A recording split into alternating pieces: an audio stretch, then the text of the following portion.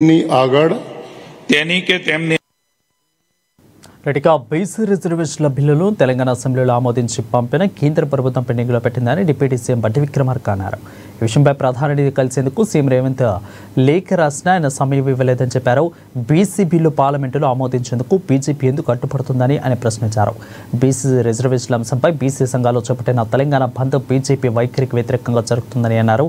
ఇక దీనికి కాంగ్రెస్ శ్రేణులతో పాటు అందరూ మద్దతు తెలపాలని కోరారు. రాష్ట్రంలో స్థానిక సంస్థల ఎన్నికల్లో రిజర్వేషన్లు 50% మించకుండా ఉండేటట్టుగా క్యాప్ పెట్టి ఒక చట్టం చేసిన విషయం కూడా మీ అందరికీ తెలిసింది. 50% క్యాప్ని విధిస్తూ గత టీఆర్ఎస్ పార్టీ తీసుకొచ్చినటువంటి చట్టాన్ని కూడా తొలగిస్తూ శాసనసభ సమయం ఆలస్యం అవుతుందని చెప్పి ముందే ఒక ఆర్డినెన్స్ ఇష్యూ చేయటం, దాన్ని తొలగిస్తూ ఆ ఆర్డినెన్స్ను కూడా గవర్నర్ గారికి పంపించడం కూడా జరిగిందన్న సంగతి కూడా మీ అందరికీ తెలిసింది. ఆ తర్వాత శాసనసభ సమావేశాలు మొదలు కాగానే ఆ ఆర్డినెన్స్ కూడా బిల్లు రూపంగా శాసనసభలో పెట్టి దాన్ని కూడా ఏకగ్రీవంగా పాస్ చేసి విషయం తెలిసింది.